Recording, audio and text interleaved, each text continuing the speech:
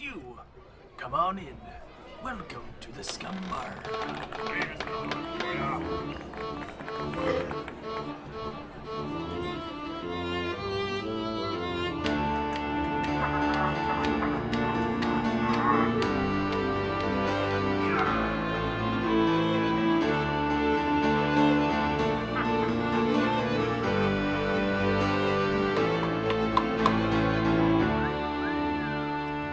Welcome to the Scumbar Podcast, Marvel Movie Marathon, where we go through the 22 films in the Marvel Cinematic Universe, starting with Iron Man donning his first suit and ending with Thanos and the Infinity Gauntlet. We're going to talk Iron Man, Captain America, ants, and everything in between. I'm your host, Captain Mattbrush, and with me today is the Waspinator himself.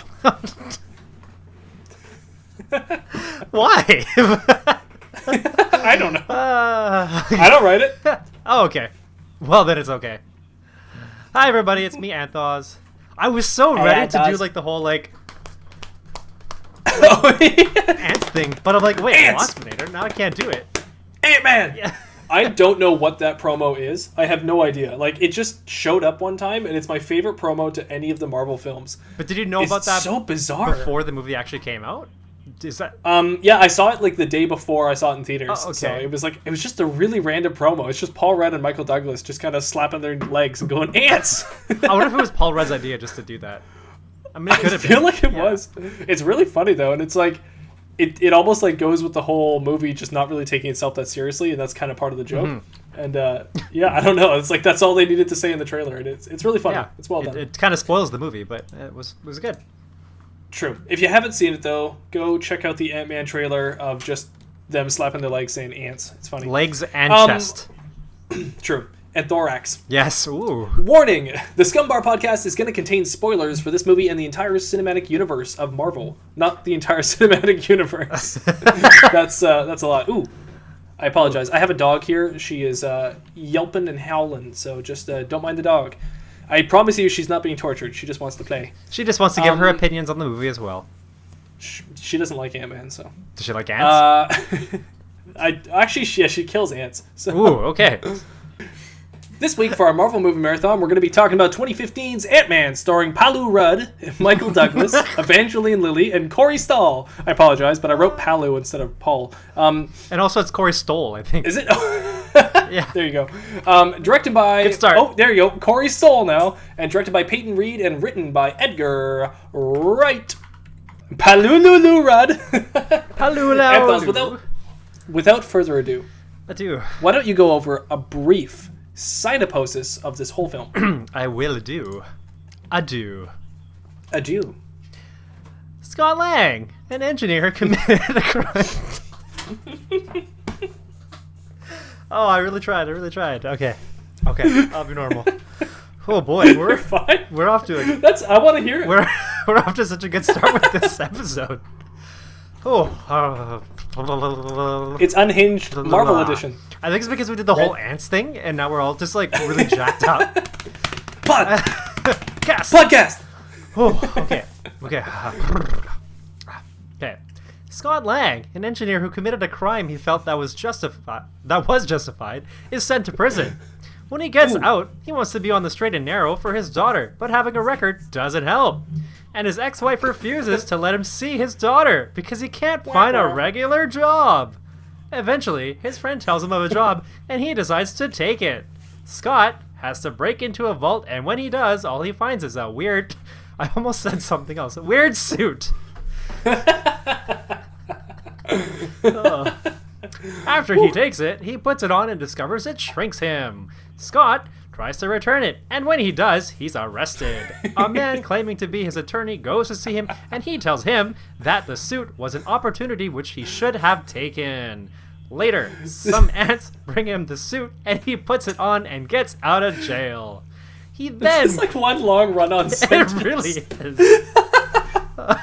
He then goes to the man who says he's Hank Pym, the man who created the suit. He used it before and called himself Ant-Man. That's the name of the movie. We got it. He gave it up when he found out people were planning to use his technology for things he doesn't think is right, so he made sure no one could replicate it and put it away.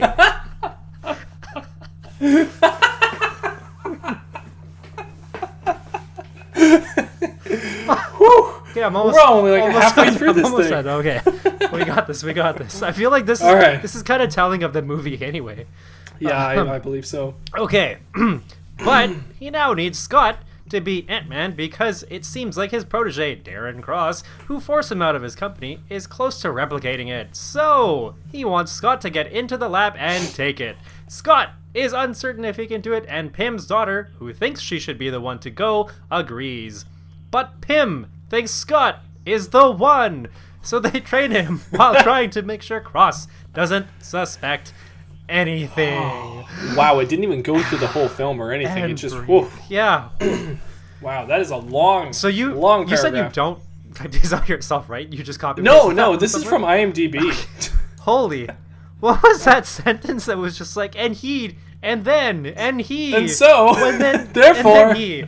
Wow, that was really well. Oh, so much. Oh, boy. Just crazy. Crazy town. Okay, I'm pretty exhausted. Yeah, that would have taken a lot out of me. So good job, sir. Thank you. You can take a little I think break. that's my contribution for the episode, by the way. The rest is yours. Yeah, okay, so what we like to do on here on the Marvel Movie Marathon is what we like to do is we break down the movie into 3 different acts. This movie's a little bit different. I don't know about you, but I struggled finding 3 acts. I found mine pretty. I think they were pretty like they were pretty simple. They were pretty kind of. I could feel where there was supposed to be sort of like this Ooh. break. I feel like they almost emphasized it more in this one, I find, but maybe I'm okay. reading too much into it. We'll see what happens. Well, I've got 3, so we'll see where I was at, but I feel like I was shooting in the dark a little bit there. Okay. Okay, so when I went to the theaters, I remember this film, and I remember thinking, it was going to be a filler movie, but I remember enjoying it more than that. You know, like I remember thinking this is probably just going to be like Marvel's first filler that doesn't really matter all that much. But then I watched it and I was like, it's kind of unfair because it has a bit to say and it's fun to watch. So it did better than I expected, I guess, is what I'm saying. And if anything, this movie is kind of pivotal for starting the whole like solution for Endgame. So in a Yes. way, like they may have used it as sort of like a transitional movie, but I think overall it was enjoyable. I can't quite remember what I was thinking going into the theater, but I probably thought I'm gonna have a fun time because it's Paul Rudd. For sure. And that's probably my main He thought. almost always guarantees a fun time. Also, we get to go into the quantum realm, so I think that was kind of like the big takeaway from this movie is getting to understand the quantum realm and getting almost into Doctor Strange territory, which is kind of fun. So Strange territory. strange things. Okay, well, let's break our film down here, Anth0z, and let's go into act number uno. All right.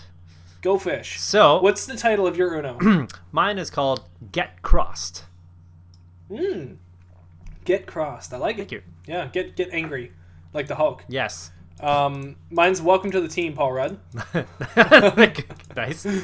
I just think about that scene when he's leaving the jail cell, and I just feel like he's walking in slow-mo with the cops behind him, and I'm like, yep, Paul Rudd's part of the Avengers now. Yeah, when you get the slow-mo walk, you're officially in Avengers, I guess. Yeah. Yeah. So we start off this film with, we're going to do a little quotes. Let's get the quotes Okay. here. All right. Hey, how's your girl, man? She left me. Oh, And my mom died too. And my dad got deported. But I got the van. hey! Such a random little What- scene, but it's... What you a know, funny opening to their relationship. I know, like, Louise is such a crazy character. I sometimes hate him, and I sometimes love him. It's really weird. Yeah, and I kind of find like Michael Pena kind of always plays that sort of character. Maybe not, like, I feel like this is kind of more of that extreme, like, I feel like this is kind of the extreme side of his ecstatic kind of characters, but I always Right. feel like he plays some sort of energetic kind of character. So Right. they just really exploited it in this movie. Yeah, he did a good job. I like the way his facial expressions almost never line up with his lines. It's really well done. That's so true. But that dialogue right there, where he just said, "My mom died too. My dad got deported." Like as he's saying, he's got this hilarious smile on his face, and like he's just like masking his real emotions all the time. It's really funny. Yeah, well, I He think that plays it helps off with really like well. the delivery. It kind of makes it so that it's supposed to be kind of dry, but it's actually like really funny kind of thing. Yeah, for sure. Yeah. But I got the van. Yeah. Oh, well done. Yeah. So we start off this film going into the 1980s. We get a rare look at the building of the S.H.I.E.L.D. headquarters, which is from Captain America Winter Soldier, where they had the Triskelion things. Is that what they're called? Yeah, Triskelion. Yeah. Yeah. So, anyways, yeah. So we get to see the building of that, which is kind of interesting, and we get to see Howard Stark again. Howard Stark, and we see a de-aged Michael Douglas, who actually looked that looked really good. That did look good. Right? Yeah. There's a few still frames where I bet you if you paused it, you'd see a little bit of it being off, but it's not bad at all. It's a really good stepping stone into where they're going to get to with some of this de-aging technology, and I was really impressed with it for sure. Yeah, me too. And did they de-age the other actor? There's another actor there who comes later on, who's older and talks to him. I can't remember the character's name. The character's Frank or something. Richard Carson. Frank. Frank. Who plays Richard Carson in Ant-Man? Oh wait, sorry, is it Mitchell Carson? So I can't tell if they like pulled a fast one on us and they de-aged Michael Douglas, but they did makeup on the other guy, or if they de-aged them both. I don't know, but I think they de-aged Michael Douglas, but they did makeup on the other guy, and that makes the scene feel more grounded. So, yeah, I mean, I didn't question it when I saw that other character. Neither did I. So I would assume that it was makeup. Yeah. I feel like like the technology, I don't think it's there yet where we wouldn't be questioning it. Yeah. Right? Like, yeah, I think if you're questioning it at all, then there must be some sort of Or wait, am I saying this right? No, I'm not. Anyway, point is, I'm pretty sure that he was not de-aged. Yeah, I don't think he was. Yeah. Anyway. So, anyways, we got a nice scene where we get to see kind of the relationship between Hank Pym and Howard Stark, which is interesting because in the comics there's supposed to be a lot of stuff that Hank Pym does that they've actually given to kind of the Tony Stark-ish role, like Ultron, for example. Ultron, yeah. Yeah.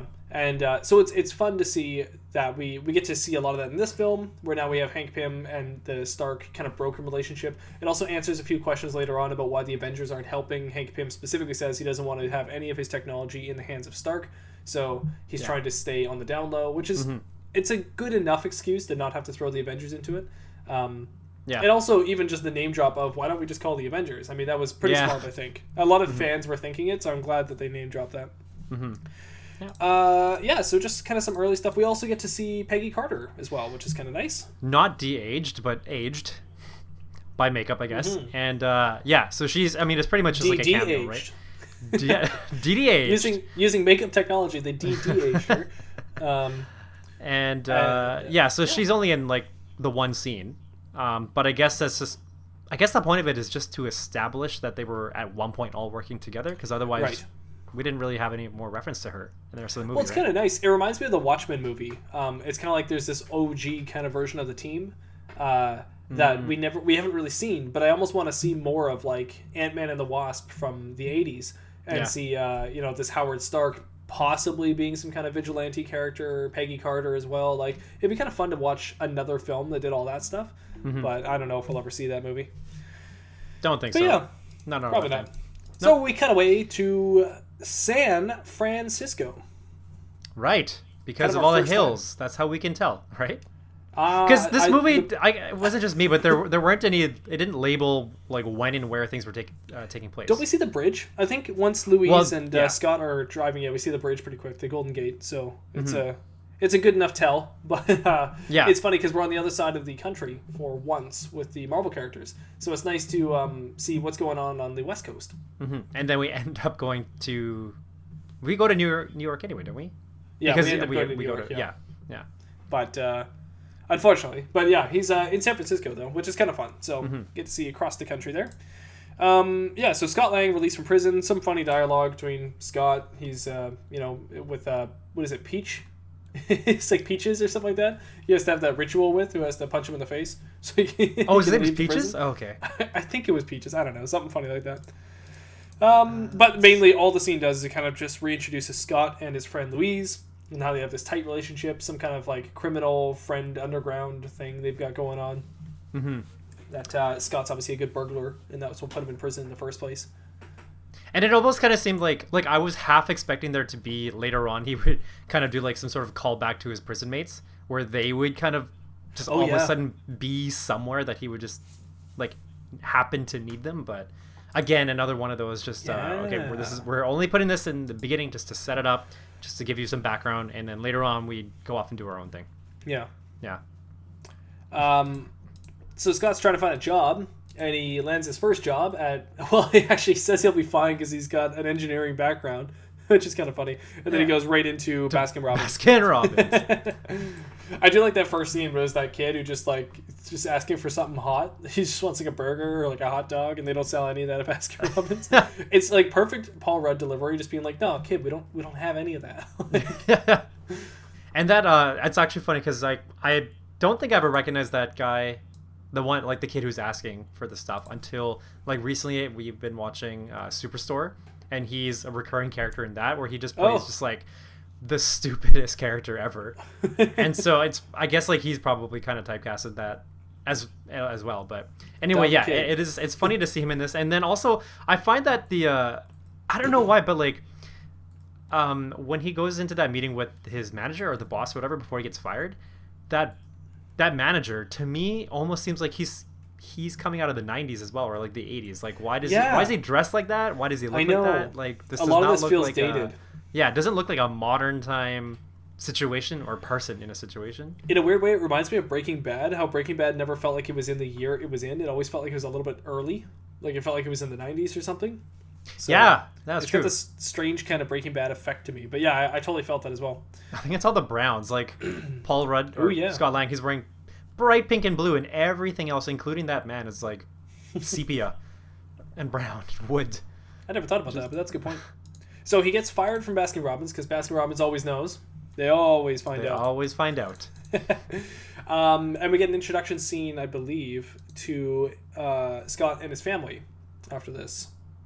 Yes, probably. I can't remember the order here, but yeah, we get to a moment here where as an audience, we're introduced to Scott and how he has a family life that unfortunately he kind of screwed up by doing a lot of criminal acts and robbery. So his wife left him, and he doesn't get to see his daughter as much anymore, and his wife has a new husband and all that kind of stuff. It really makes you empathize with Paul Rudd pretty quick. With Scott Lang, I should say, instead of Paul Rudd, but it's hard not to say Paul Rudd. Yeah.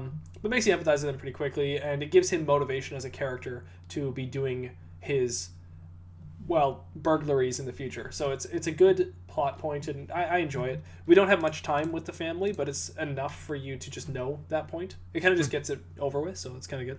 Mm-hmm. Yeah, I think we introduce him into we kind of get introduced to Scott Lang in multiple situations, like right off the bat, right? Because in the beginning we start off with him in prison, and then the next thing we see is him trying to get a job, or like in the real world. Yeah. And then next is actually, so we skipped a scene, but when he goes back to his apartment just after he gets fired, he meets up with Louise, and and his old and the other guys that he kind of recruited to do this job. Right. So now we're seeing him in this light, and then a couple scenes later, then we see him with their family. So I almost feel like storytelling wise, they're really, really trying to give you like a very quick sense of just an overall sense of like what his character is just grounded with, or his moral boundaries. Yeah. And then I guess that means we have more time for the rest of the movie to actually get on with like the nitty gritty, like about Ant-Man, rather than having to do with like, because I was actually thinking about this and how, how he has that. Sorry, this is skipping ahead a little bit, but when he actually takes on that job, that heist, and then all of a sudden we see him in all this like burglary action, and he's so smooth, so suave, like everything is so like it's done like pristinely and done so well. And I was thinking like, oh, okay, so is this supposed to be one of those times where like he ends up getting the suit but then loses the suit, and then he has to prove all over again that he can be this person without the suit? But it's not that kind of movie. It's not a Spider-Man movie. It's an Ant-Man movie. Right. Exactly. And so it's nice. Like I'm happy that wasn't like that cliche storyline, because then we got to see a little bit more of like the point of Ant-Man as opposed to like the point of being a hero. You know what I mean? Yes. Yeah. Exactly. I like how Ant-Man is a moniker instead of a person. So Ant-Man is Michael Douglas and Paul Rudd. It's Hank Pym and Scott Lang. It's not just one person. It's the idea of Ant-Man that's passed down. It's Ant-Team. Ant-Team, yeah. It's ants. It's ants. Yes. Ant-Man. So during all this, we also get a few scenes of Cross and the villain of the movie, Waspinator himself. And he is, I believe his name is Yellowjacket, actually. Yeah, he's not Waspinator. That's a Transformer. That's a beastie. Waspinator. That's a Predacon. That's what they're called. Predacon. Maximus. Yep, We should, that's right. This is now an Optimus Primal episode. No, so anyways, I lost where I was. So we're talking Cross. about Cross, yeah. And so there's a scene where Cross is showing off some of his particle technology, which is actually technology he's kind of stolen from Hank Pym, but he's trying to understand it. And in doing so, he's testing some of the bugs and trying to get some buyers. Bugs. And he ends up murdering a buyer in a bathroom. And he just shoots him with the shrinking cells, which kind of just turns him into like a little pinky blop. Oh man, and the thing looks so gross too. Yeah. I like this actor who plays Cross. He was in House of Cards. I can't remember his character's name or anything like that, but he was in that show and he did a really good job.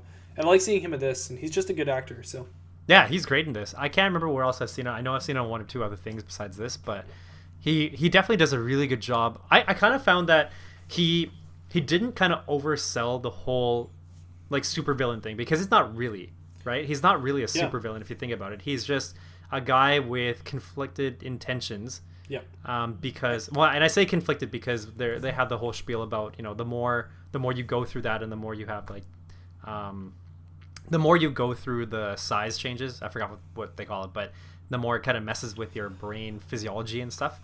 Right. So I feel like that's where some of the confliction comes in from. So he's not just like showing off right off the bat. He's just inherently the most evil person. So it's almost like he's flying under the radar. Right. A little bit. Yeah. But I mean, at the same time, it's also pretty obvious that there's something that like bad that's going to come out of what he's doing. Yeah.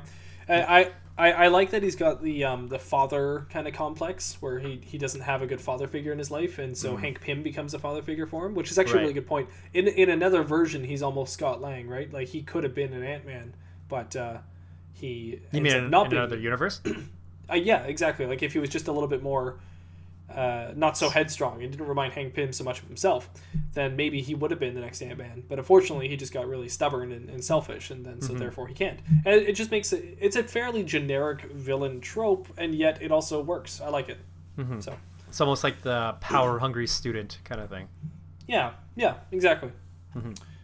So and it raises Hank Pym up a little bit too, which is fun. So yeah. Anyways, so we got those going on, and then so Scott's new friends, they kind of are talking about this robbery they want him to do, and he keeps saying no and no and no, and he's not going to do it. He doesn't want to do it, and eventually he gets convinced after Louise tells him a story. Now this is the Louise I don't like, and I know this is like a funnier part for the show, and a lot of people like it, but I don't like Louise's stories. Okay. His stories are always he said, she said, he said, she said, and it's told through the POV of Louise, and it's funny for like the first little bit, and it gets a little old pretty quick. So I don't know. It's not as funny as I want it to be, I guess, but it is an interesting idea though. He's telling the story, and they refilm the clips with these actors telling the story, but as the actor is saying it. So it's funny to watch. Yeah, I guess you're right. It is a little bit dragged out. I think they could have just cut it in half and it would have been fine. I think it's because like when it picks up to the second half, it's a lot more flash from like actor to actor to actor to actor. Yes. Where I think I kind of feel like if they just did that portion and maybe like a hint of just opening up like, oh, this is what's happening, and then flash and but cut the whole timeline in half, I think that would have been better. And I think they do it twice in this movie too, so I feel like it just needed to happen once. It would have been good, but true. But anyway, so he convinces Scott that they should do this job, and they decide to go and break into the old man's place to go and steal whatever he's got in this big vault safe thing. And like you said earlier, this is where we get to see a lot of Scott's intuitive tech background. His skills, his intuition. Engineers. Yeah. All the cool cat burglary things he can do. His smooth fence jumping. Yes.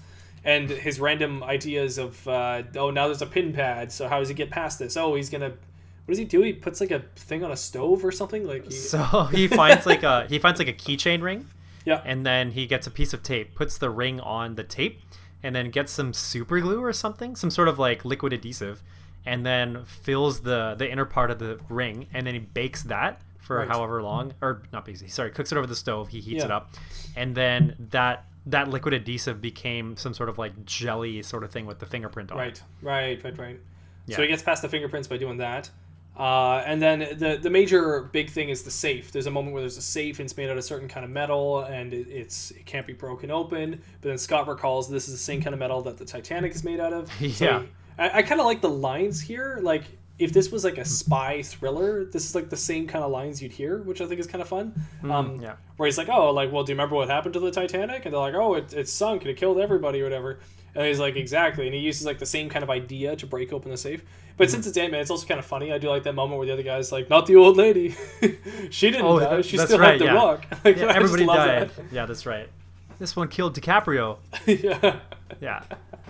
It's funny because it keeps the audience in on the joke, but also it keeps them on the ride of what's happening in the moment. So, yeah, just fun little stuff like that. I don't know. This movie was a fun ride. So, yeah, it definitely was.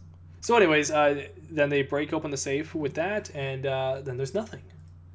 There's biker suit, and true. I do like that description. That it's a biker outfit, and I kind of found it weird. I mean, like, I guess because you put in all this effort to break into a vault, and then you see this suit on a table. And I guess because it has a helmet, maybe that's why you grab it. But I would not have grabbed that. I would have been like, no, I know something. Well, he seems like, disappointed this is not too. worth it. He does. I think he realizes like, okay, well, this was like a big waste of time. Yeah. But then at the same time, he still takes the suit. He does. I think that's one of my qualms with. Actually, I have it. It probably comes up. That's a word, right? Qualms. My quarrels. No, you're right. My quarterbacks. I just find that there are a lot of times in this movie where it really doesn't, like, it's not justified, and this is one of those times where I felt like it wasn't really justified for him just to take the suit just because it's on the middle of the table. I agree. Yeah. I think like if maybe it were displayed in some sort of like really really nice fashion, like to make it look like it's something more special, I feel like that would make more sense. But just folded like ragged on a table to me doesn't make a lot of sense. So that would be. How about this? How about he saw the Ant-Man logo somewhere in the old man's house, and it was in a really intriguing way, and it kind of made him think of something like the superheroes he knows. And then when he opens up the safe, he recognizes the same logo from before on the suit, and his brain kind of goes, is this some kind of superhero thing? Like, that would be, I think, a little bit more sensible for him to then take the suit. Yeah, so I guess it's a mixture of operant conditioning, in a way. Yeah. Yeah. Okay, cool. Yeah, I can go with that. Well, he ends up getting arrested immediately. So he's a good... Actually, no, he doesn't get arrested here. He gets arrested later when he's returning it. Oh, good point, actually. I'm sorry. Yeah, you're right. Yeah. Yeah. The cops get called on him, and when he's returning the suit, you're right, and he gets arrested there. Yeah. So before that, the reason why he's returning it is because he basically goes for a test drive in the suit by accident. Right. With Hank Pym kind of in his ear and like being his conscience. And we get a few things, like it's definitely super fun to watch this whole moment where he tries on the suit for the first time. But it also, like, something that doesn't make sense to me is, why does Louise turn on the drain, or the tap, I mean, into the bathtub? Well, actually, there's a lot. Okay, this is another one of those times where I'm like, okay, so he puts on, he wears the whole suit, and then I think he goes into the bathtub just because he's trying to hide. But then while he's hiding, he decides to press buttons on his gloves as if like he's expecting nothing to happen. I know. It's just like, but I think so. Why I didn't like this is because I found this wasn't very characteristic of Scott Lang that we've been introduced to so far. Right. Where we haven't seen him to be like this very complacent, curious kind of character. Like what I've gotten from him in the first few scenes is that he doesn't have everything together, but he's still a very calculated or like precise person. Methodical. He does things for a reason, or he doesn't do things for a reason. But in this scene, he's completely doing the opposite. He's doing things without any reason whatsoever, other than a really good point. Random curiosity, which is like, this is not... Anyway. I didn't even think about that. That's a really good point. Yeah, for sure. Thank you. Yeah, and it is kind of just a big CGI fest to kind of show off all these cool Ant-Man things. And I'll admit, it's fun. It's really fun to watch. How many times do you get to see somebody shrunken really small? I mean, it's just a fun little thing to watch. But so much of it is nonsensical. But the thing that bothers me the most is just Louise, for some reason, turning on the bath. He literally goes, Scott, you in here? And he like opens up the bathroom. And then, Scott's like, I'm down here, but he can't hear him. and then he just turns on the bath tap. Like, it's just for, like, dramatic effect. There's no other reason. Scott's not in here, so I might as well take a bath. That's not even it, though. Like, he doesn't even say, like, I guess I'll take a bath. He just turns on the water. I'm assuming he's just turning it on for no reason. Maybe he's the bandits. What are they called? The wet bandits. The wet bandits. He's the next generation wet bandits. Yeah, maybe. There's a California one. They are like burglars, right? Yeah. It's across the country now, though. It's spanned all the way over to California. For the west side, yeah. Yeah. So anyways, yes. So we go through the whole CGI fest of him as the Ant-Man. And he returns the suit, as you said, and the cops are called on him, and he ends up going to jail. Mm-hmm. Everybody's going to jail. Go to jail. While he's in jail, he gets made fun of by his wife's lover. Whatever his name is. I can't remember what that guy's name is. Wait, what? The guy who's what is his name? His wife's new husband. Oh, right, the cop guys. Right, yeah. Okay, sorry. His name. Right. I can't remember what he says to him, but he's just like, of course, you're back where you belong. Paxton, that's his name. Paxton. He looks like a Frank. Yeah, he does look like a Frank. He's a very good, like, anti-guy in this, you know? Like, they do a good job with this. He plays, like, an anti-hero to hero. Like, he's not doing the wrong things, but you don't like him. Yeah. He's doing all the right things, but in a way where you don't want to like him. Yeah. But he's just the one that emphasizes whatever is, like, oppressing or... like bringing down the main guy that we're trying to follow, right? Yeah. You married a cop? I know, but he keeps... Or what? I don't like that one line. It's like, you married a cop? And then she just says something like... As if it's like the worst thing in the world. She's like, I know, but he's good with whatever, Cassie. I was like, what are you just saying? Cops are evil or something? Like, it's like, oh my god, you married a cop? You could do so much better. It's so funny. It's either that or he's saying, why would you marry a cop? You know I'm a criminal, which also doesn't work as a line of dialogue. You know what? That might have been what I was thinking. Because he's a criminal now, and so all of a sudden, like, this is the juxtaposition. You trade it up, kind of thing. I guess so. Yeah. Anyway. So yeah, sorry. Moving on. So now he has a new lawyer. Apparently, his lawyer is called to talk to him, and lo and behold, it is Hank Pym. Mm-hmm. So very interesting. Hank Pym has been pulling the strings all along, pulling the thoraxes, if you will, all along, and. So he's been actually... He just coming around, you just see him walking around the corner, he's got this long string and there's just a thorax. Thorax on just being slid across the floor, leaving this like residue behind it. Well, in a weird, creepy way, he's this old man who's been apparently following Scott for a long time. He's actually the voice that was in his ears when he was using the suit for the first time. Mm-hmm. And he can manipulate these ants somehow. So he's actually blocked out like the security camera in the room. And now him and Scott are just talking one-on-one. Mm-hmm. And essentially he has a deal he wants to make with Scott.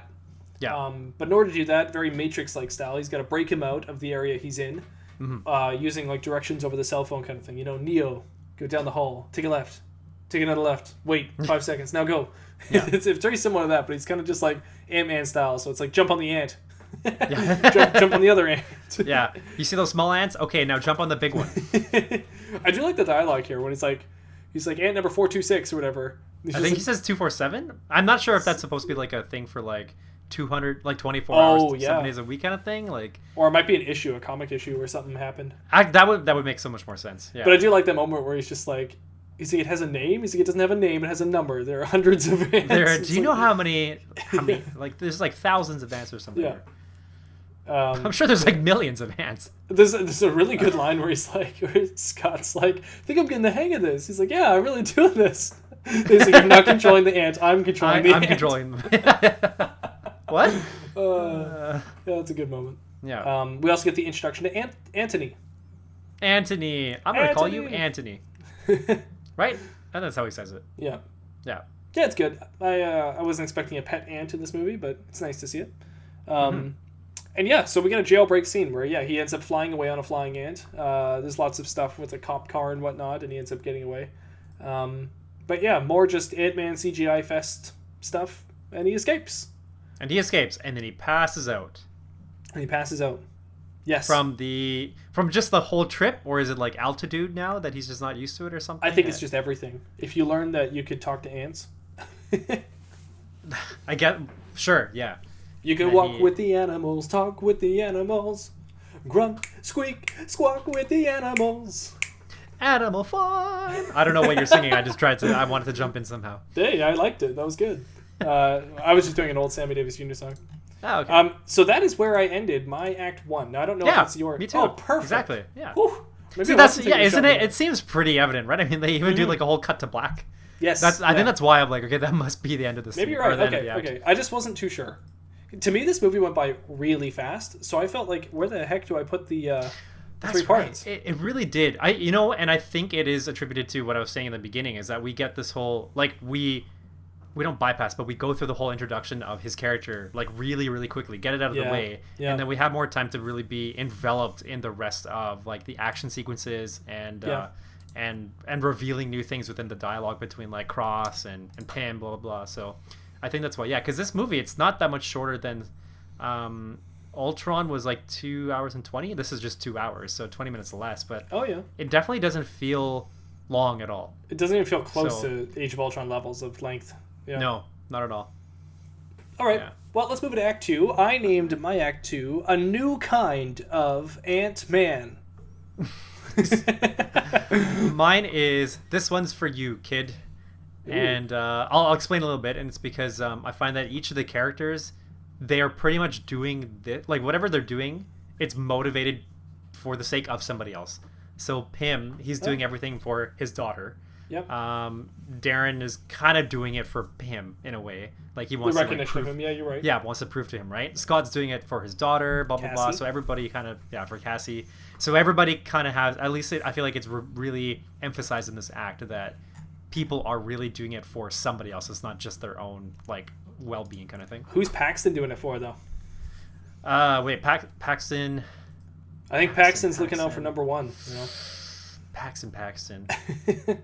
Well, let's just say it's the core characters are doing actually, to be honest, with all jokes aside, I think Paxton actually is also doing everything for Cassie. They do a good job in this movie of making sure that Paxton's not an asshole in this movie. No, yeah, he definitely his motivations are for his her, daughter. right? So exactly. It's well done. Yeah, even though she's totally against him. I know. Don't catch him. Wow. That's harsh. Do not screw with the regulator. If the regulator is compromised, you would go subatomic.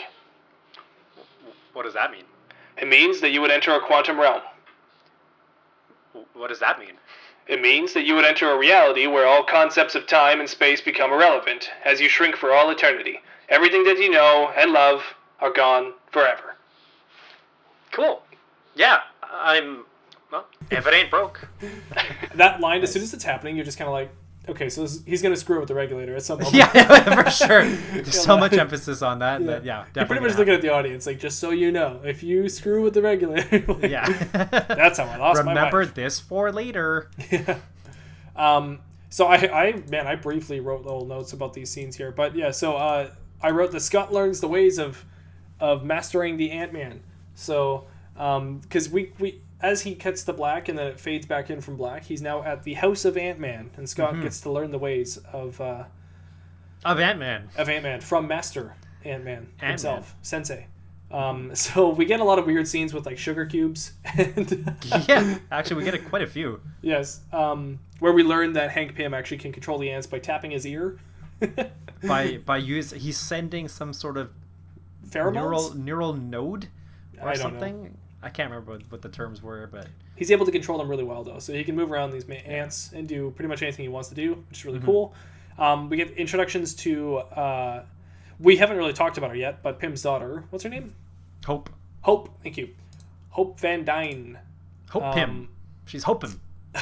Well, she keeps the last name of, I guess. You're right. Sorry, she does. Van Hope Van Dyne. Yeah. Anyways, and we haven't really talked about her much, but she seems to be working for Cross, but then we hear in this part of the movie we hear that she is actually working for Hank Pym, her father, and she's trying to get close to Cross just to see what he's working on. She's actually kind of a spy, but at the same time she's also conflicted because of her relationship with her father, which is very strained because her father has lied about how he lost her mother.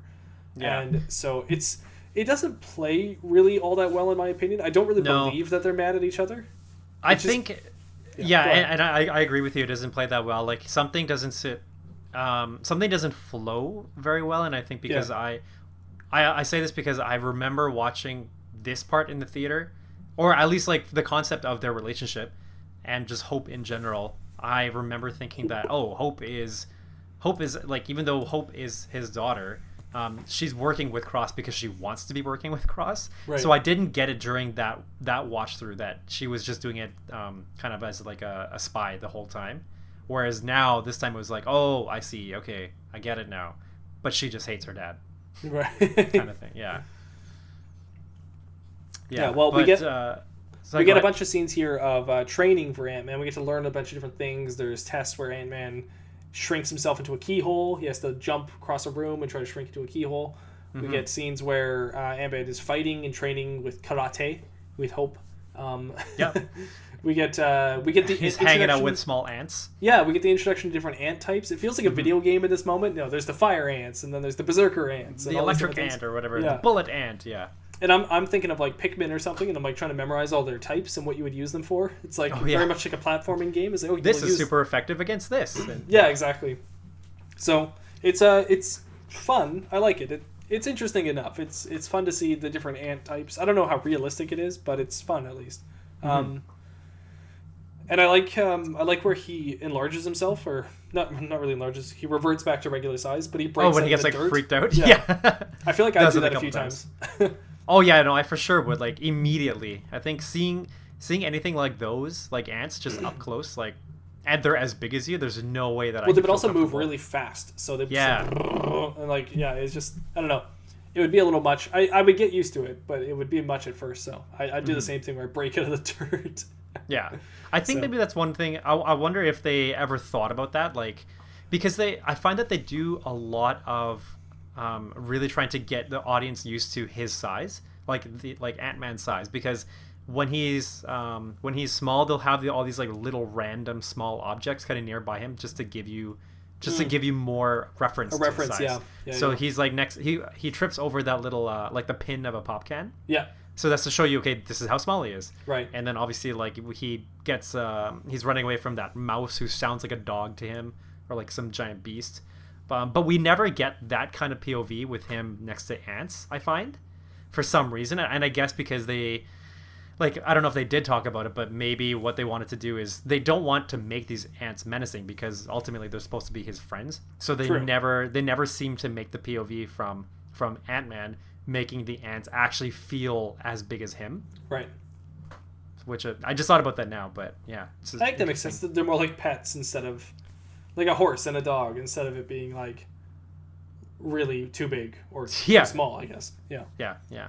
Also, so is he like, when he presses the shrink button, does he go to a specific size every single time, I guess? I never really thought about that. But like there's I think so. There's a calibrated size that when he presses the button he goes to. But you know, they could probably change that size.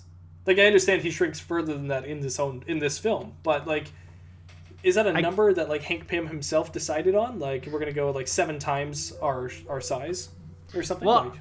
I guess so. I don't know if it was explained or if we missed it or anything, but I mean, the regulator, for example, I would assume that would regulate. It regulates your size. It regulates your size. It's probably it's a fixed thing that he's put in just because it probably has to have a precise formula. Right. You know, maybe it's explained in the comics, but I don't think they've really. That's a good question, though.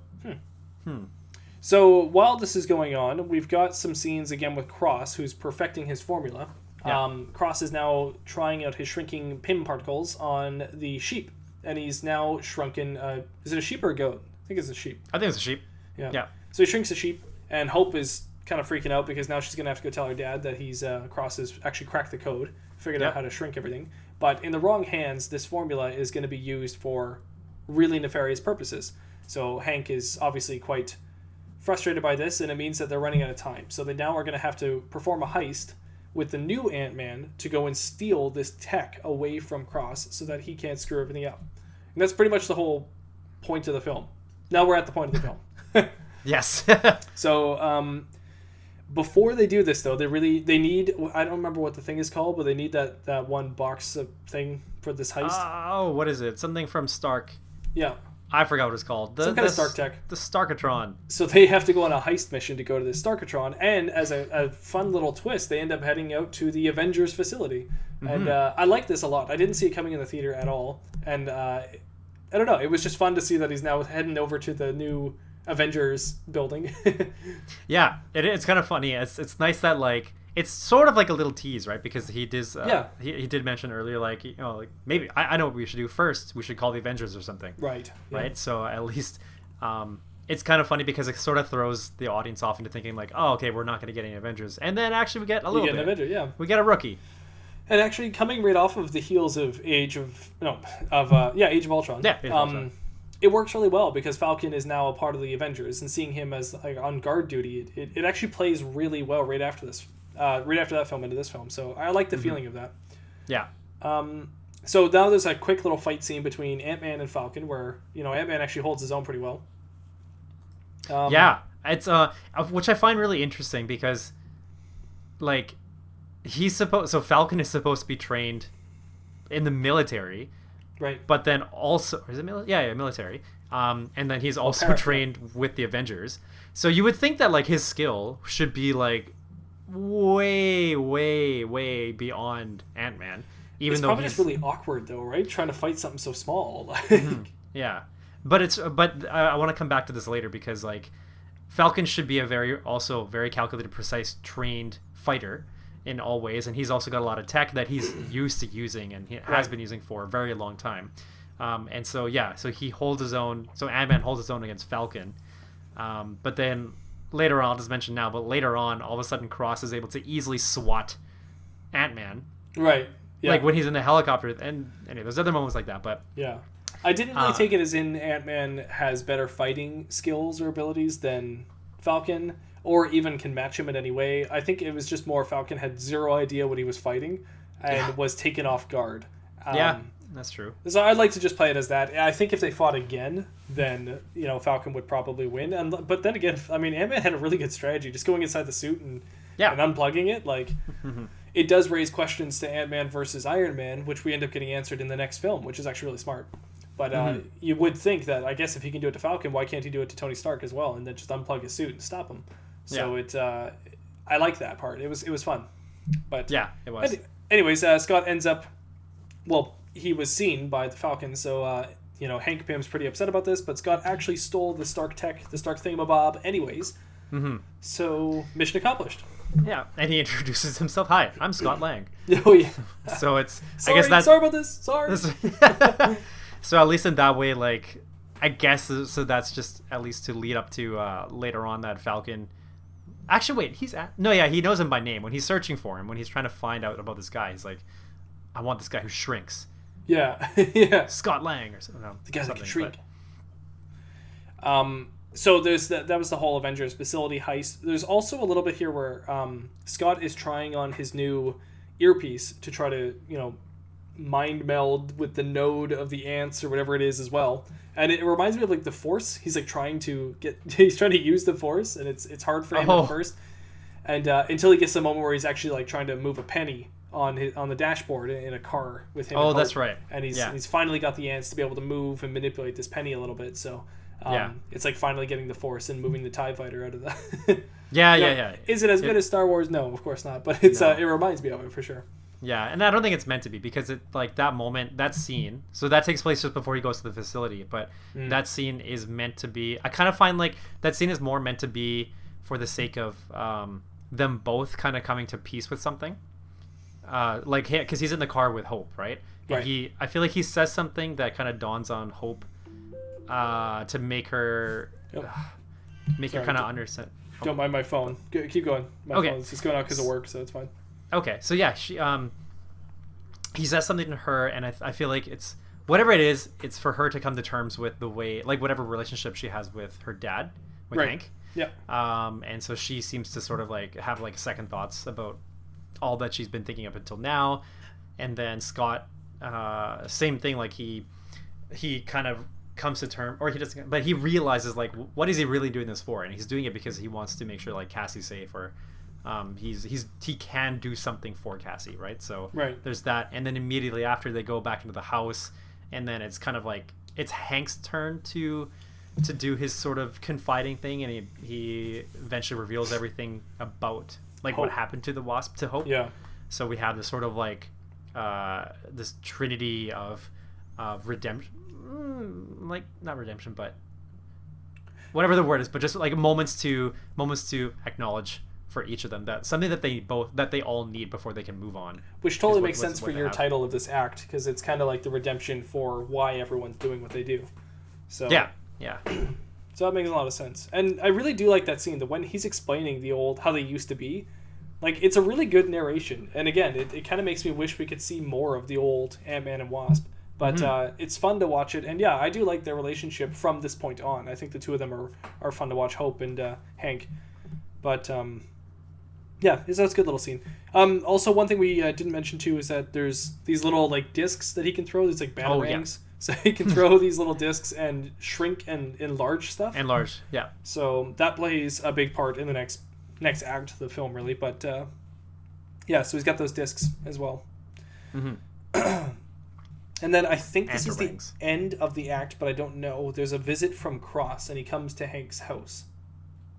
So Scott visits. Okay, so I kind of ended around shortly after that, I think. Okay. Because wait, Cross goes to the house. Yeah, Cross heads to the house. He seems drunk.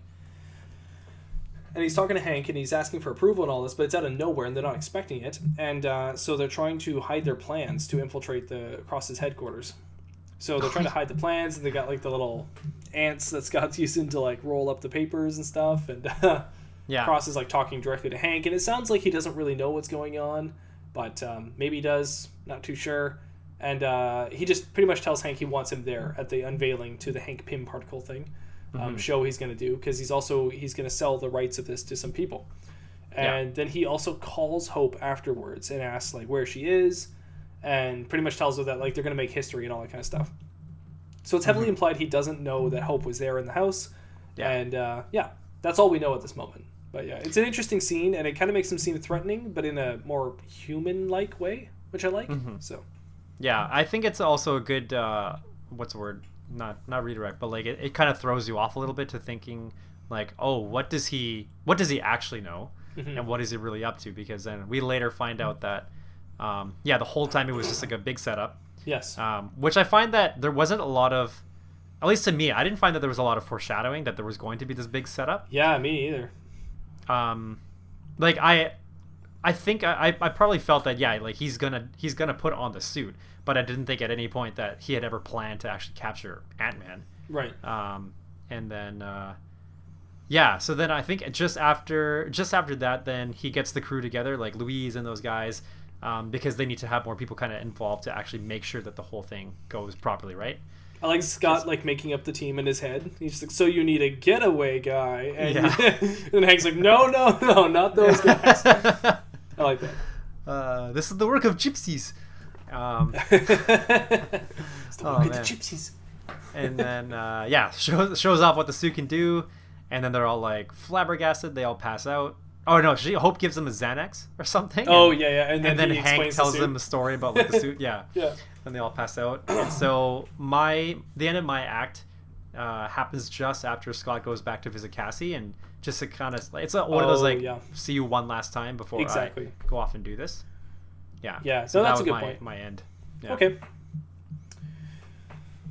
Yeah. All right. Okay. Where you ended yours pretty much the same place? No, I did it right after Cross visits, because right after Cross. I felt like it kind of like transitions as to like the chase is on, I guess, if you want to say. Okay, yeah, that makes sense. Yeah. But you're right. No, I mean the heist doesn't really start until after he talks to Cassie, so you're right. So I guess that's it for Act 2 then, right? Yeah. All right, so let's move into Act 3 here, which I didn't name. I thought I named it, but maybe I didn't. I'll give you 10 seconds to make up one right now. Pretend the ants are on the ground in front of you, and they're counting down from 10 to 9. Oh god, that makes it so much worse. The final redemption of Ant-Man. Nice. That's my title. Well, it's like a Star Wars title. Oh no, alternate title: None of Your Beeswax. Ooh, there we go. That's a good one. I like that. None of your beeswax. Okay. Yep. Mine is called Ocean's Ant. I think just because this whole third act is just like, it's just the heist. It's just him like with his like ragtag crew. It's just like a team that you wouldn't necessarily expect like all together, but they're working together for this one thing. Right. But also it's a comedic heist. It's not just like, I think things are fairly well thought out. Like sometimes there's a little kink here and there, but overall it's just it's a plan that pretty much works with a lot of comedy in between. And for me, that's Ocean's 11. Yeah, that's true. It makes a lot of sense. And it does feel like an Ocean's film. That was one thing they were trying to sell this film as. It was going to be a Marvel film, but a heist film, you know? And I remember thinking that going in, like, oh, it's going to be a heist film, but it doesn't really... It is a heist film, but I don't think about it as a heist film. I'm thinking about it as more just like a superhero origin story. But it is really a heist film at its core, so... Mm-hmm. Yeah, this dude sounds like a badass, man. Like he comes up to him and he says, like, I'm looking for this dude who's on scene, who's flashing this fresh tat, who's got like bombs, right? Who you got? She's like, well, we got everything nowadays. We got a guy who jumps, we got a guy who swings, we got a guy who crawls up the walls. You got to be more specific. And he's like, I'm looking for a guy who shrinks. And I'm like, damn, I got all nervous because I keep mad secrets for you, bro. So I asked Ignacio, did badass tell the stupid fine wider chick to tell me because I'm tight with that man that he's looking for him? And what'd he say? He said yes. I love that. He said yes. You should have done that. Oh, he said yes. He said yeah. He's just like he's so excited to say that last part. He seems like an actor who's excited to be in a Marvel film, you know? Like I mean, he probably is. I'm sure he is, but like he's also acting as an actor who's like excited to be in a Marvel film. That's true, yeah. It's just funny. Anyways, thank you for doing all that. No problem. I feel like that was all one breath. You did well. Need water. You did really well. So they talk about... we'll get into that line later on, actually. That's near the end. So, now we got the infiltration of Cross's headquarters. Mm-hmm. There's some big stuff that happens here, some small stuff that happens here, and just whatever. But no medium stuff. No regular. It's all extremes. Small or big. So, Cross is putting out this whole seminar thing, so he wants to sell to the highest bidder. Yeah. It turns out he's actually selling to Hydra. Yes. He says Hydra's a little bit different now than they used to be, and he's selling to them this new PIM particle technology stuff that he's reinvigorated. Wait, he realizes that he's selling the Hydra? No. Sorry. Okay. We realize that he's selling Hydra. Okay. Probably misspoke there. No. I was just making sure because like I knew that we knew. Sorry, I keep interrupting, but I just gotta be sure. I gotta be sure. No, of course, totally fine. Yeah. Interrupt away. And also apparently he's selling to the 10 rings. Did you catch that line that he's selling to the 10 rings? Oh, I did not. Oh no. Okay. No, see, I missed this line too, but I was reading up on it later on the Wikipedia, and it was saying that he's apparently selling it to Hydra and the 10 rings. And so one of the other representatives there is for the 10 rings, which I don't know much about, but I believe that falls into the whole No, I was going to say Mandalorian. Shang-Chi. What's his name? Yeah, Shang-Chi. Thank you. Yeah. That's what the movie, I think, is Shang-Chi and the 10 rings. Or the Legend of the 10 Rings, or the 10 Rings continues. I don't know. Exactly, yeah. So apparently there's kind of something there, maybe triads or something like that. So it's it's 10 rings. It's 10. It's not 3, Mattbrush. There's no triads. There's decas. Decads. Ooh, well done, sir. Well done. So we have the infiltration plan. We got a bunch of fun little things going on. We've got the getaway vehicle. We've got Louise, who's setting up as the bodyguard, who has to go in and do his little plan. We've got Scott, who's shrunken down to try to infiltrate the facility, but he needs to have... What is it? The water has to be changed so he can go up... They need the pressure taken out of the water so that Scott can go up through the water pipe and then come in up through the bathroom. Oh, is that what it was? I actually didn't... maybe I didn't pay attention to like the actual strategizing part. I was probably just I don't totally... They were... Well, because Cross has apparently like taken all the vents, the air vents. Oh, that's right. He added like extra fine mesh or something like that. Mesh, yeah. So there's... But he's an Ant-Man. He can shrink even smaller. Yeah, well, he doesn't know that, but yeah. Yeah. But yeah, so he's put this extra fine mesh on there. So because of that, Scott was saying the water pipes. You can't tamper with the water pipes because they can't tamper with the Ant-Man. But then it's one of those moments where like one person says like one thing, water pipes, right. and somebody else goes, of course, water pipes, yes. can't tamper with the water pipes, and somebody else carries on. It's the Fast and Furious formula. Somebody else just carries on from that. And they're building a plan one more to this. So in the infiltration, we get into a bunch of cool scenes here. We get Scott using, I think it's the fire ants he uses to take out the technology in one of the spots.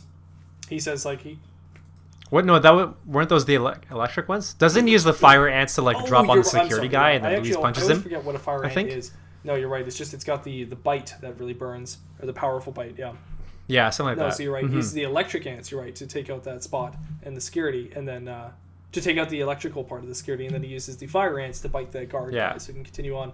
So there's a bunch of cool scenes like that as he's infiltrating into the facility, and shrinking down to get into where the Yellowjacket suit is. I really like this set where the Yellowjacket suit's in a vial, and all the guys are kind of watching it in this tiny little vial. I don't know. It's really fun for some reason. Just this fun little set.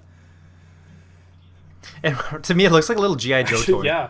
I think it's not a coincidence that we start to get into toys later on, because it does feel like a toy almost. It's this fun little thing. Exactly. Yeah. It's the most appropriate setting for all that stuff. It reminds me of Mission Impossible when he's kind of going down to get to the suit, and he goes to go in to get into the vial to get to the suit. It reminds me of Mission Impossible where he's grappling down on the little wire or whatever with the beams. He's rappelling. Not grappling. Rappelling. You're right. Rapella is a fishing brand. Really? Yeah. Well, you would know. You were a skredding. I was, yeah. So then he goes to steal the suit, and as you mentioned before, the whole thing is actually a heist. No, a coup. It's a coup. Coup. It's a ploy. So the whole time, lots of words. Darren Cross, he actually knew that Hope was at the house. He knew about the plans. He knew about this whole thing, and like you said, he set everyone up. Turns out he was actually going to kill Hank Pym when he was at the house that night, but he couldn't do it because Hope was there, and he realized that she was backstabbing him. So he decided at this moment, she double-crossed Cross. She crossed the cross. Can't cross the streams. Shouldn't have crossed the streams. Anyway, so Ant-Man's now stuck in the vial. He's like a little Tinkerbell. He's stuck in the vial. And it turns out now Cross is going to sell the Ant-Man suit as well as the Yellowjacket suit to Hydra. He's going to make all the money in the world. But he's keeping all the fuel, so he's a monopoly. He's Mr. Monopoly. He just needs a monocle. He does. And a mustache or no mustache, depending on what you think. Future generation Monopoly guy. Maybe he could have a soul patch. Ooh, a soul patch. Instead. So you say instead, soul patch and monocle. Does the Monopoly Man have a mustache? The current... Yeah, doesn't he? The Monopoly guy? Have a mustache? I'm picturing sometimes a beard. Wait, do you know do you know the answer? He totally has a mustache. He totally has a mustache. Oh, okay. He has a hat and a monocle. Doesn't he? So that's actually... I'm asking the wrong question. Does he have a monocle? Oh. Does he not? Oh, he has glasses? No glasses either. He's got a top hat and a cane and a mustache. Oh, he's just got eyes. Top hat, cane, and mustache. But he does not have a monocle. Why do I think monocle? That's one of those effects, whatever that is. I thought it was the mustache, but it wasn't the mustache. It was the monocle. I think it's because I think it's from Ace Mr. Peanut's got the monocle.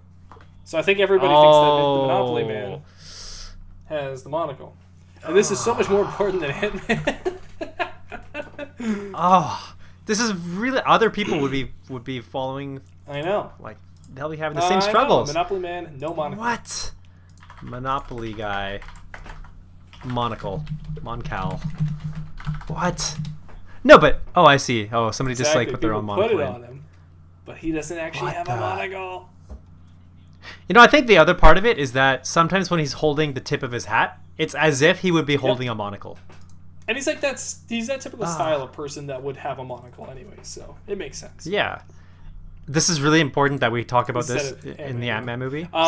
Yeah. But I also think, I'm just more veering off, I also think of the Monopoly guy having a monocle because in Ace Ventura 2, when he makes fun of that guy for looking like the Monopoly guy, that guy has a monocle. You're right. Yeah. Anyway, problem solved, case dismissed. Okay, I don't even know how I jump here, but I've got Scott versus Yellowjacket Round One. Which is the first fight between Yellowjacket and Scott Lang. So I guess that would be... Wait, when he's already in the suit? Yeah. How do we get from where we are? So that must be... That?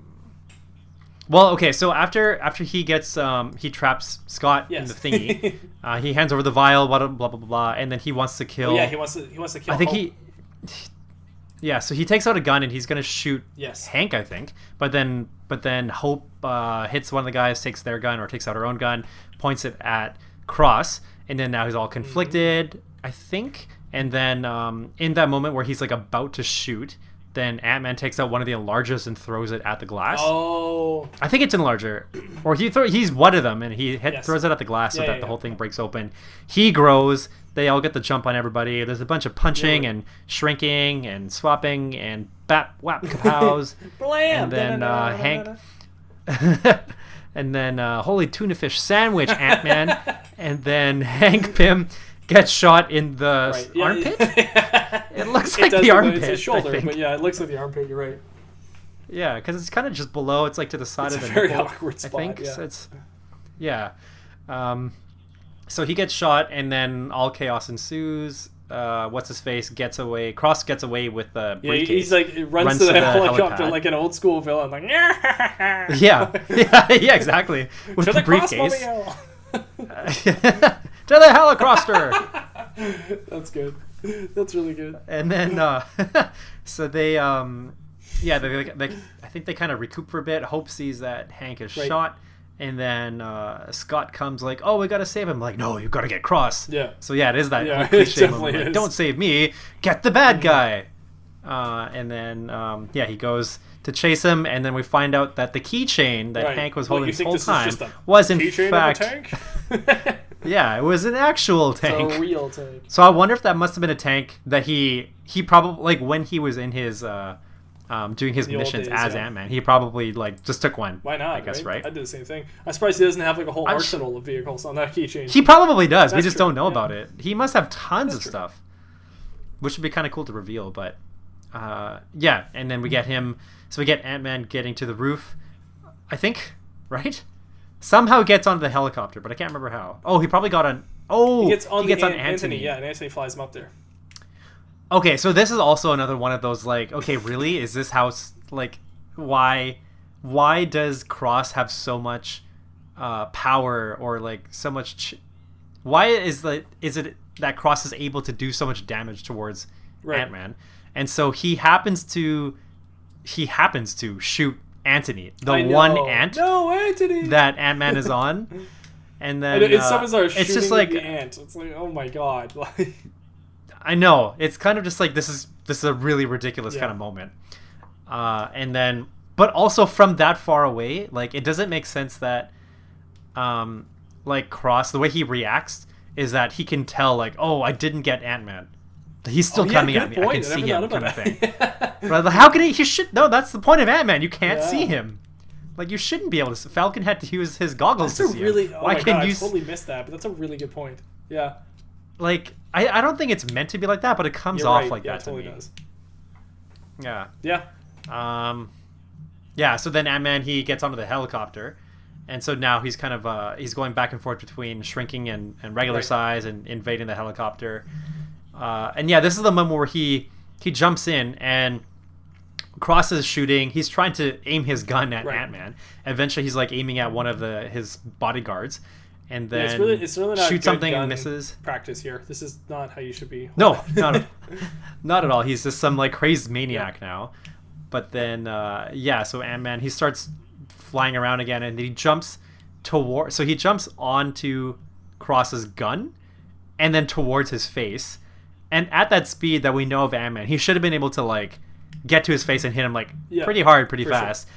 But Cross is able to swat him away like it's like not even a real fly. Like, you can't do that to a real fly sometimes, but you can do it to this Ant-Man. Like, that doesn't make sense. So this is where we get to that part one fight that you were talking about. See, he puts on the suit, and in the helicopter they're both fighting. Yeah. Yeah. And then we get more of the CGI fight fest between the two of them, Yellowjacket and Scott Lang here. And this is actually, it gets pretty fun here. I remember being an audience member really enjoying this whole scene where they're fighting and they get trapped in the briefcase.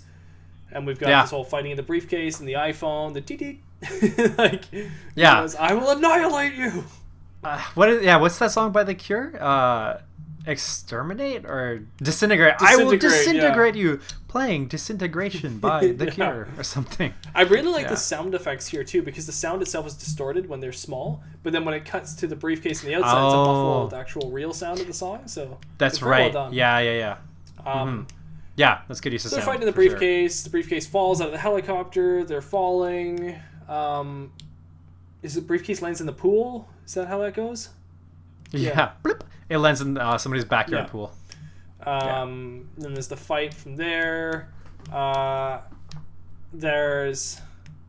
Why does it go from the pool to the bedroom?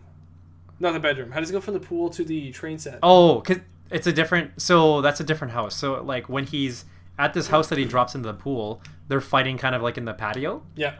And then... wait, is it the train set here? I think the train set's right here in this house. It's not in Cassie's house. Yeah, they fight here. No. I'm pretty sure it is Cassie's house because here, like, after they kind of go back and forth, they throw each other. Yeah. And then Ant-Man grabs a ping pong paddle. Oh. And swats him. Yeah. And he goes towards that mosquito lamp bug zapper. You're right. I'm sorry. Yeah, he hits him and traps him in the bug zapper. I forgot all about that.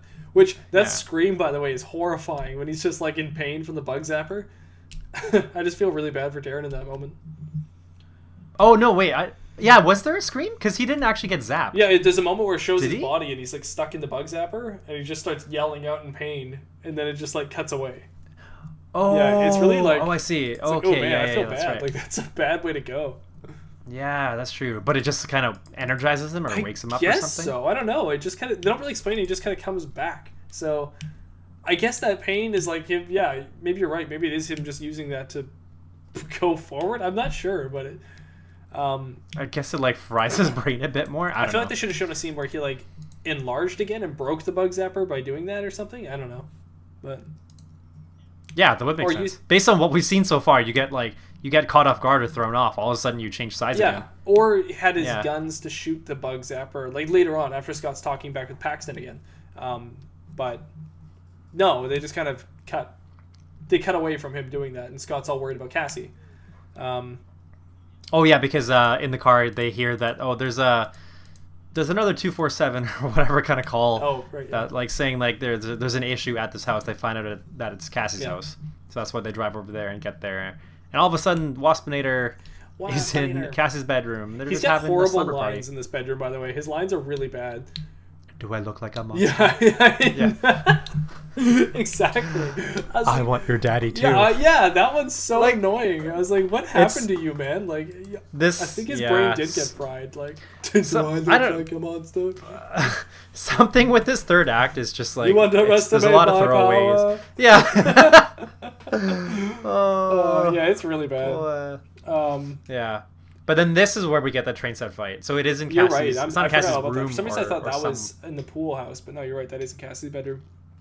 Yeah. I like this little train standoff. It reminds me of Toy Story, the Toy Story video game specifically, where in Toy Story 2, as Buzz Lightyear, you have to fight this cowboy boss in this one room when there's a train set, and you have to go and jump on the train set and like fight a bunch of cowboys and stuff like that, and it's really fun. But anyways, this is Ant-Man, totally different movie, and they're on the Thomas the Tank Engine set, and I just really like how they're like chasing each other on this train, and having to fight each other on this train, and the stakes are like as if it's on a train heist thing. like a real train. But it's I think well done. This part I really enjoyed. This part is really well done, and I think it could have felt really cliche. I think like they're small or they're around like toys and blah blah blah, but I think what made it work is the fact that there's such a strength difference. Like when they're small, they're like abnormally strong. They're more stronger than the average human.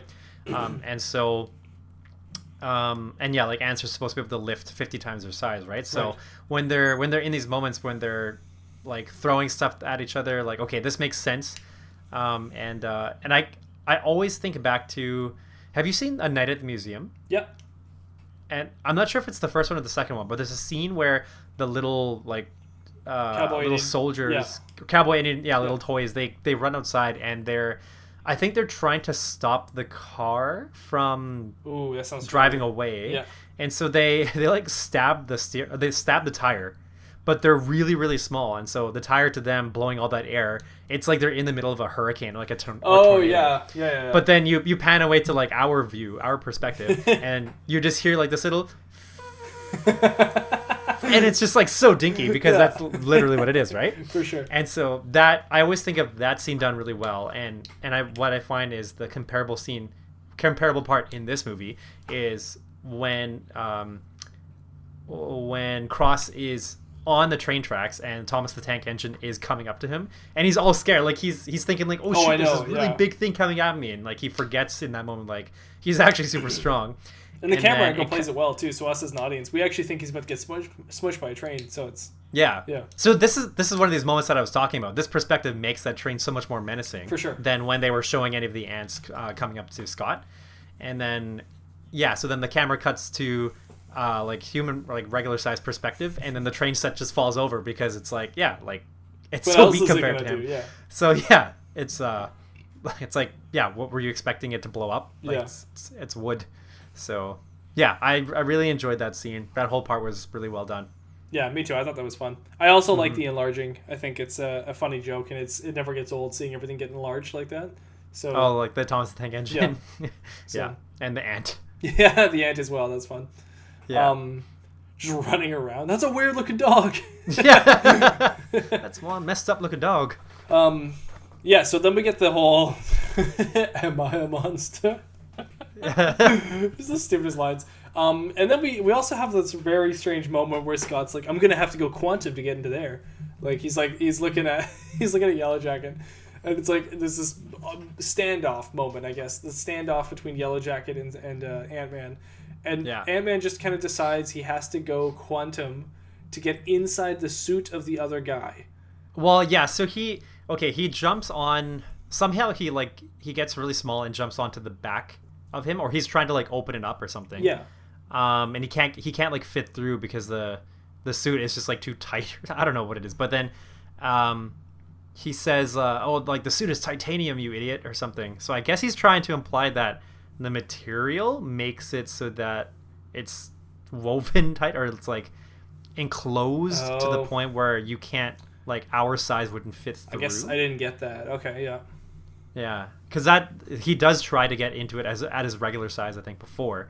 It doesn't work. Right. And then that's when he's like, okay, so I have to go subatomic. Like, I have to go smaller than I normally can to actually make this work. But then we get the interesting moment where he goes subatomic, or whatever it is, goes quantum. And he starts to hear Cassie asking for him, like, where's my dad, and all that kind of stuff. And it's actually a pretty cool scene where he's shrinking smaller and smaller and smaller, and we get to see all the particle effects and everything going into the quantum realm. It's really interesting. There's this whole other realm there. I like the effects of him just kind of paused in this weird realm.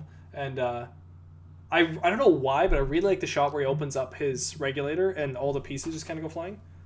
I like how there's slow-mo. Thing. That's right. Yeah, because it's likely there's no gravity, I guess, per se. Yeah, it's like not space. affected. It's kind of interesting.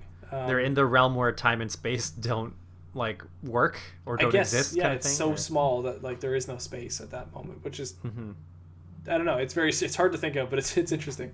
And then he just takes one of the enlarger things. Is that what he does? He takes an enlarger thing and puts it in instead of the regulator, and that's what makes him go back to regular size. Yeah. So I don't know. Does that mean he doesn't normally have the shrinker one in his belt, right? Like that he only decided to use that this time? I don't know, because if he does, maybe that's how he turns into Giant Man later. I'm not sure.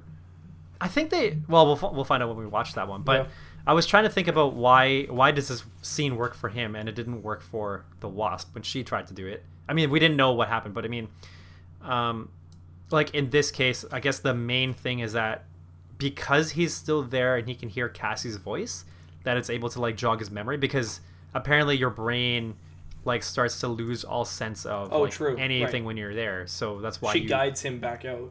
Yeah, in a way. And so I guess he ripped the right piece on his way back out or something, because then after he does that, the Yellowjacket kind of shrinks down and dies. Oh, yeah, I was also curious about that too. We didn't actually see him rip the suit, I don't think, so I'm not too sure what happens. No, he just kind of starts getting like shrunken and like distorted. So I wasn't sure if he gets sent into another time or if he actually like died. Like I think it's kind of I think unsure. they purposely leave it vague, just in case they want to bring him back. Maybe, I'm not sure, but yeah, it's possible. But yeah. So anyways, then he wins the day, and we get a bunch of the ending scenes of the movie to show how things have gone. Scott gets reunited with his family. There's some really wholesome moments where his daughter is happy with him. His ex-wife She has a new is happy pet with ant. him. Yeah, they got a new pet ant. Paxton is happy with him. Him and Paxton have a healthy relationship now, it seems. Yeah. And then we So get that that's good. scene that you and I did. Wait, was it? Yeah, Louise? that you and I did for the beginning of Yep. Act 3, Yep. I think. Yeah. Louise tells him, so obviously Avengers are interested in the Ant-Man. They want to know more. They want to know more about the guy who shrinks. The shrinking guy. Yep. Shrinking eye, and then that's. Oh, we got Hank also asking about the quantum realm because he's curious about his wife to see if maybe his wife is still alive out there. Oh, that's right. Yeah, but he can't And, really recall like anything. Yeah. Which is weird, but interesting. Yeah. It makes the quantum realm this mystifying place. And then we get our after credit scenes. Yes. We've got... We forgot to mention there was a Stanley cameo, and it was. Oh, yeah. It was at the end there. It was in this, this like Louise kind of flashback tirade thing. Yeah. That's it. Yeah. He's just one of the characters. I can't remember exactly what his line was, but he's one of the characters. Oh, I wrote it down for some reason. His line was like the one that he lip syncs is, "Yeah, she's super fine." Nice. Yeah. I laughed seeing him there. I was like, there he is. Yeah. So yeah, then we've got the two ending scenes. One is just pretty much the not this time kind of moment with whatever his name was, Iron Patriot, War Machine. Wait, Not what? this time, baby. Oh, I see. Not Don Cheadle, but the guy before Don Cheadle who played Like Howard Terrence? Yeah. Or Terrence He had, Howard, like, sorry. Next time, like looked at the suit in the first Iron Man movie. Yeah, not this time. Next time. Yeah. So anyways, we had that same moment, but here with Hope Van Dyne, because she's going to hopefully be the new Wasp character. Yep. And that was pretty much all that scene is. And then we get another scene, which is really just a teaser trailer for Civil War. Yeah, but it's interesting because this one, like usually what we see with the post-credit scenes is it would be sort of in a way based on our time at that moment. Yeah. But I'm pretty sure this scene is like, it's already taking place like midway through, or like not from the beginning of what would be Civil War, but like afterwards, right? Yeah, pretty much. Because in Civil War is when he's on in the search for Bucky. Yes, yeah, this is after he's already got Bucky. So So- it's really interesting. It's kind of a spoiler too, but it's fun. I like it. And it just sets up how this is going to connect to Civil War, which is nice. Mm-hmm. And then I think at the last thing that Falcon says is, "I know a guy." I or know a something. guy. Yeah. I know a shrinking All guy. slick. I know a small guy. Small shrinking guy. Yeah. So that's the whole film. That's it. All in all, it is an Ant-Man film. Mm-hmm. I don't have too much to say other than it was fun to watch, but it's not all that important, I think. No, I think in terms of like, I mean, if you had to pick only like certain movies to watch to understand what the MCU is about, and to follow a lot of the main characters that really have an impact, or I would say more of an impact than others in the storyline, then yeah, this one doesn't really impact as much, but it's just more so. I feel like it's just more so about some of the information we get is used later, but yeah, just a fun transitional movie. Yeah. Yeah. Okay, so Anth0z, what is your worst character? in this film? Anth0z. Ooh. Is it Anthony? Anthony didn't do that well. Wait, did he mean Anthony Mackie or Anthony the Ant? Ooh, well done, there's sir. many. I meant Anthony the Ant. Worst character. I don't know. Do you have a worst character?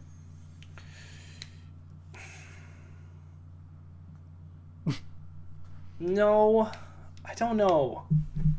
It's kind of hard to say because I'm thinking Hope, but I don't I feel bad about saying that. It's just that she's not consistent. Well, I kind of wanted to say Hope too, because otherwise I would have just mentioned some of the other characters who were just like, I don't need to mention them, like Paxton or the rest of the crew, right? Exactly. Yeah. But I would they're also consistent, and say she's not. Hope. Yeah. Yeah. I like Hope though. That's the funny thing. Is that I like Hope and I like her in this movie. I just don't like her in the first half of this movie. Mm-hmm. I find that her moments, yeah, maybe it is from first half to second half. Like her characterization is kind of it just seems so unclear what it is that she's supposed to be feeling sometimes, and I find that for somebody who seems to hold such a big grudge, it seems like she gets over it a little bit too quickly. Right. So I don't know if it's maybe because we lost some scenes in the final edit or something, but yeah, because of that, I would have to say she was the worst character. Yeah. Yeah. What about your best character? Oh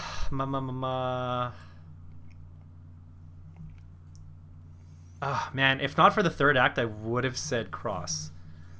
But I'm probably just gonna go with Ant-Man. and I think it's mainly because of Paul Rudd. I think he just does a good job of being this character who like, you can tell what his direction is, you can tell what his motivation is. Like he's showing off to me what his purpose is, like pretty much at all times, or what it is that he wants to do, and I think it always in a way makes sense to me, except for the bathtub scene. Oh yeah. I'd agree with you. I think Ant-Man is the best, but I'm gonna go with Hank Pym just to be another character out there. Okay. But I do like Hank Pym in this movie. I found him more funny than I remembered, so I enjoyed his character. Okay. Yeah, it was pretty funny. How does this movie rate as a piece of a bigger picture, like how comics are pieces of arcs? Ooh. Well, there's a lot of unfinished things, so I would say, I mean, yeah, considering that with Cross we don't get a very clear answer as to what happened to him. Like, did he shrink? Did he go into the quantum realm? Did he die? Yep. And then also, now that we've seen that it is possible for Ant-Man to go to go subatomic and make it back out, it just creates so much more potential for other stuff that even Hank Pym is questioning about, and it leads us to think like there must be something coming later on that's going to give us those answers, because we have those questions now. So yeah. I kind of see this as, yeah, like it did well as being a comic arc and leaving interpretation for there to be much more happening subsequently, like because of this. Yeah. Right. Yeah, I'd agree with you on that. And it also starts off with like the Shield headquarters and all that, right? So it's kind of like starting off in the middle of something, of a middle of a story. So it is kind of a branching kind of movie. Yeah, that's right. You're taking pieces of information that would have been from previous arcs. So yeah, that's right. Good point. Well, I can't believe I'm saying this, but we are now officially done. Marvel Cinematic Universe Phase 2 is done. Well done, Anth0z. Well done. On to the next one. And you, the viewers at home, thank you so much for being a part of this experience with us. Be sure to catch our next Marvel Marathon episode, where we're actually going to be starting Phase 3 with Captain America Civil War. Yeah, very excited for this one. I'm excited for Phase 3 in general, just to get some really good films under our belt here. Mm-hmm. I mean, if I really, it's so hard. I just want to watch Captain America Civil War without taking any notes. Like, I took notes during Winter Soldier, but that's like one of my top MCU movies, and I just wanted to watch it. But I'll wait for another time, because Civil War is Winter Soldier's first before Civil War for me. And they're just such great movies. I'm excited, man. Right, well, without further ado, goodbye, everybody! Goodbye! See you in Phase 3. No, Phase 3 initiated. Bye!